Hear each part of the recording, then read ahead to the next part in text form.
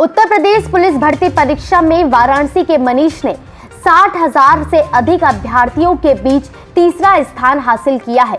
खास बात तो यह है कि पिता होमगार्ड है और पैसा ज्यादा न रहने के कारण मोबाइल से ही पढ़कर उन्होंने परीक्षा दी और फिजिकल के समय पैर भी टूट गया, लेकिन उन्होंने हार नहीं मानी और फिर दौड़ भी पार की और अंत में हिम्मत व हौसले की जीत हुई। काशी के युवा और होमगार्ड के बेटे मनीष तिवारी को सिपाही परीक्षा में यूपी में तीसरा रैंक प्राप्त हुआ है। यूपी कॉलेज से पढ़ाई कर चुके मनीष बेहद सामान्य परिवार से आते हैं और बिना कोचिंग किए यूट्यूब से लगातार 2 साल की तैयारी करते हुए पुलिस परीक्षा में तीसरा स्थान हासिल किया। एक्सीडेंट होने के बाद भी काशी के युवा मनीष ने हिम्मत नहीं हारी। खास बात यह है कि जिस घर में मोबाइल रिचार्ज का पैसा ना हो, वहां पर कोचिंग का खर्च संभालना बहुत ही कठिन था। 45 दिन बाद मनीष को 5 किलोमीटर की दौड़ लगानी थी, लेकिन 25 दिनों तक उनके पैर में प्लास्टर लगा रहा। जब प्लास्टर कटा तो चलना फिरना शुरू हुआ। दर्द के बीच उन्होंने 15 फरवरी को दौड़ में शामिल होते हुए 5 किलोमीटर की दौड़ को क्वालिफाई कर लिया। ये दर्द आज भी रहा, लेकिन रिजल्ट में टॉप करने के बाद सब कुछ बेअसर नजर आ रहा था। सब इतने खुश रहे, एक दूसरे को मिठाई खिलाते रहे और गांव के सभी लोग मनीष को बधाइयां देते रहे। पुलिस भर्ती परीक्षा में तीसरा स्थान प्राप्त करने वाले अभ्यर्थी मनीष तिवारी ने अपनी खुशी जाहिर करते हुए कहा कि YouTube से पढ़ाई के लिए घर से रिचार्ज तक का पैसा भी बहुत मुश्किल से मिलता था। आसपास के लोग और पिता कहा करते थे कि दिन भर मोबाइल में लगा रहता है, पढ़ाई नहीं करता। यानी कि उन लोगों को लगता था कि ये पढ़ नहीं रहा बल्कि टाइम पास कर रहा।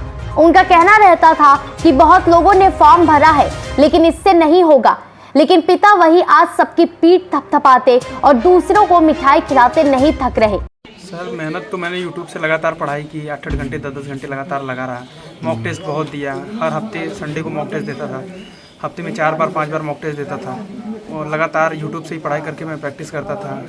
और किताबें भी कुछ खरीदी थी, लेकिन किताबों से कम YouTube से ज़्यादा मैंने पढ़ाई की थी। ये बताइए कि किस तरीके से आपका पैर टूट गया था, फिर भी कैसे आपने क्लियर किया फिजिकल? पैर मेरा वॉलीबॉल खेलते इसमें टूटा, तो मैंने प्लास्टर करवा दिया। उसके बाद डॉक्टर बोले कि प्लास्टर ज़रूरी है, मैंने करवा दिया। फिर 15 दिन बाद काट के फिर धीरे धीरे चलना शुरू किया।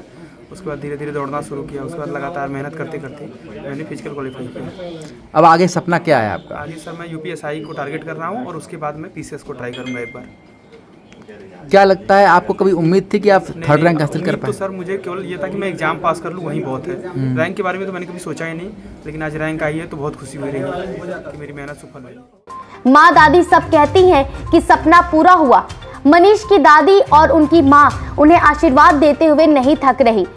मनीष ने बताया कि YouTube से लगातार पढ़ाई करते हुए मैंने आज यह मुकाम हासिल कर लिया। वहीं मनीष के पिता विनोद कुमार तिवारी ने भी अपनी खुशी जाहिर करते हुए कहा कि आज मेरे बेटे ने मेरा सर गर्व से ऊंचा कर दिया है। हमें बेहद खुशी है कि मेरे बेटे ने यह मुकाम हासिल किया है। मैं तो ज्यादा पढ़ा लिखा नहीं हूँ, लेकिन मेरे बेटे मनीष ने अपनी मेहनत और लगन के चलते यह स्थान प्राप्त किया, जिसके लिए मैं बहुत खुश हूँ। बेटे ने बहुत मेहनत की है सर जी। हाँ। क्या देखते थे आप, मोबाइल से पढ़ते थे, क्या क्या करते थे? पढ़ाई तो मेरे समझ में नहीं आती थी, हमें लगता था कि ये बकवास ही कर रहे हैं। हाँ।